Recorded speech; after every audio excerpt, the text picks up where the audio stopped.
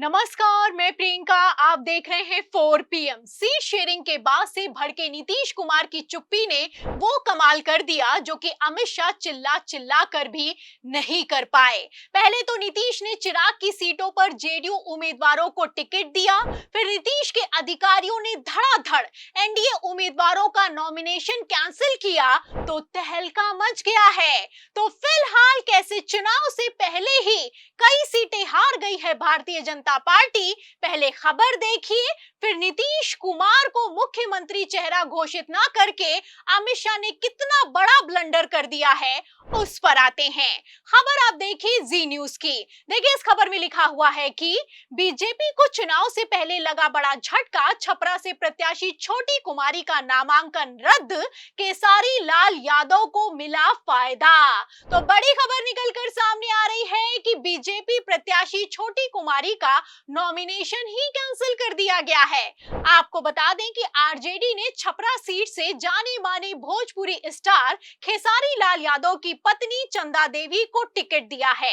एक तरफ चंदा देवी ने नॉमिनेशन फाइल किया है तो वहीं दूसरी तरफ बिना वोटिंग के ही छपरा सीट आरजेडी के खाते में जाती हुई नजर आ रही है। और सिर्फ छपरा नहीं बल्कि मढ़ौरा से लोजपा आर प्रत्याशी सीमा सिंह का भी नामांकन रद्द हो चुका है। आपको बता दें कि स्क्रूटनी में चुनाव आयोग ने अवैध दस्तावेज पकड़े हैं, जिसके चलते 3 अन्य को भी बाहर कर दिया गया है। मतलब पहले ही नीतीश कुमार ने चिराग पासवान की सीटों पर दनादन अपने प्रत्याशियों को टिकट दिया, फिर चुनाव अधिकारियों ने भी तगड़ा खेला किया है। आपको बता दें कि 2 सीटें सीधे सीधे वोटिंग से पहले ही इंडिया गठबंधन के खाते में जाती हुई दिखाई दे रही हैं। क्योंकि अब नॉमिनेशन का समय खत्म हो चुका है तो फिर से नॉमिनेशन दाखिल नहीं हो सकता है। सूत्रों की माने तो नीतीश कुमार के इशारे पर यह सब कुछ चल रहा है। चुनाव आयोग में बिहार के अधिकारियों की मिली भगत ने चिराग पासवान के साथ बड़ा खेला कर दिया है, वरना ज्ञानेश कुमार में इतनी हिम्मत कहाँ है कि वो एनडीए के प्रत्याशियों का नामांकन कैंसिल कर पाए। मतलब पहले चिराग के प्रत्याशी का नामांकन कैंसिल हुआ, फिर बीजेपी के प्रत्याशी को रिजेक्ट कर दिया गया, उसके बाद से बवाल खड़ा हो गया है। खेल समझिए, ये वही चुनाव आयोग है जो कि प्रशांत किशोर के सबूत दिखाने के बावजूद सम्राट चौधरी का नामांकन कैंसिल नहीं कर पा रहा है, जबकि सम्राट चौधरी खुद नहीं बता पा रहे हैं कि उन्होंने 10वीं को कहां से पास किया है। एक तरफ सबूतों के बावजूद डिप्टी सीएम सम्राट चौधरी का चुनावी हलफनामा कैंसिल नहीं हो पा रहा है, तो वहीं दूसरी तरफ अचानक से एनडीए के प्रत्याशियों का दनादन नामांकन कैंसिल हो रहा है। वो भी तब हो रहा है जब नामांकन दाखिल करने का समय भी खत्म हो चुका है। आपको बता दें कि नॉमिनेशन कैंसिल होने से टेंशन में आए चिराग पासवान भागे भागे गृह मंत्री अमित शाह से मीटिंग करने के लिए दिल्ली पहुंचे हैं। सूत्रों की माने तो इस मीटिंग में अमित शाह ने तो आश्वासन दिया है कि सब कुछ ठीक हो जाएगा, लेकिन कैसे ठीक हो जाएगा जब नामांकन का समय ही खत्म हो चुका है, सवाल खड़ा होता है। मैं अभी फ़िलहाल चुनाव आयोग में हम लोगों ने उसका रिप्रेजेंटेशन दिया है।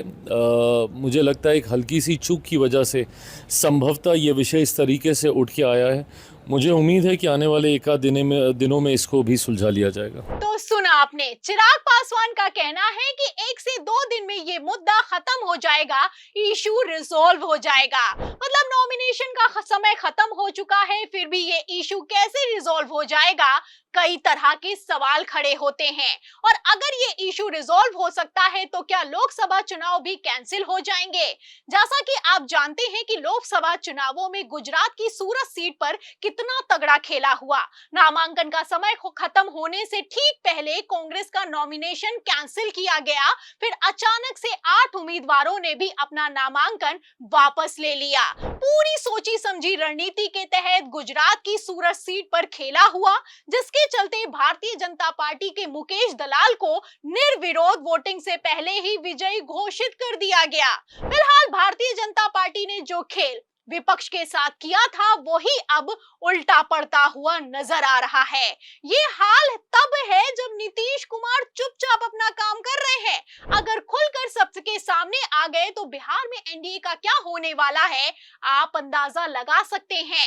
फिलहाल जिस तरीके से नीतीश कुमार ने मात्र 15 मिनट में अमित शाह को चलता कर दिया है, ऐसे में होने को कुछ भी हो सकता है। सूत्रों की माने तो नीतीश कुमार को बिहार चुनावों में मुख्यमंत्री चेहरा न घोषित करके अमित शाह ने अपने ही पैरों पर कुल्हाड़ी मार ली है।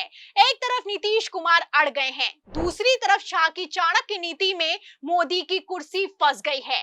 जैसा कि आप जानते हैं कि अमित शाह का कहना है कि विधायक दल की बैठक में तय होगा कि अगला मुख्यमंत्री कौन होने वाला है। दरअसल ये सबसे बड़ा ढकोसला है।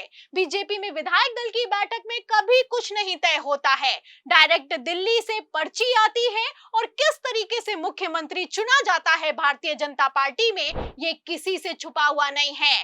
फिलहाल अगर बीजेपी के पिछले 10 सालों का इतिहास उठाकर देखें तो राजस्थान, छत्तीसगढ़, मध्य प्रदेश और हरियाणा में कैसे बीजेपी ने मुख्यमंत्री का चुनाव किया है ये किसी से छुपा हुआ नहीं है। फिर भी अमित शाह कह रहे हैं कि विधायक दल की बैठक में तय होगा कि अगला मुख्यमंत्री कौन बनेगा।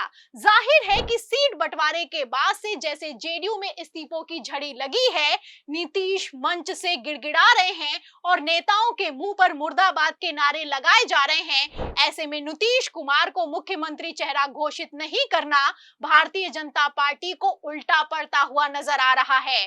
सूत्रों की माने तो एनडीए का गठबंधन भी टूट सकता है। फिलहाल नीतीश कुमार की चुप्पी बता रही है कि कुछ बड़ा होने वाला है। मोदी शाह ने तो अपना आखिरी दांव चल दिया है, अब अगला दांव नीतीश कुमार का क्या होने वाला है? इस सवाल के जवाब में पूरी रिपोर्ट पर आपको क्या लगता है? आखिर किस दम से चुनाव आयोग चिराग पासवान और भारतीय जनता पार्टी के प्रत्याशियों के नामांकन कैंसिल कर रहा है? इस सवाल के जवाब में जो भी आप सोचते हैं हमें कमेंट बॉक्स में जरूर लिखें। वीडियो को ज्यादा से ज्यादा शेयर करें, हमारे चैनल को लाइक करें, सब्सक्राइब करें, ज्वाइन करें। फिर मिलती हूँ अगली खबर के साथ, तब तक के लिए धन्यवाद।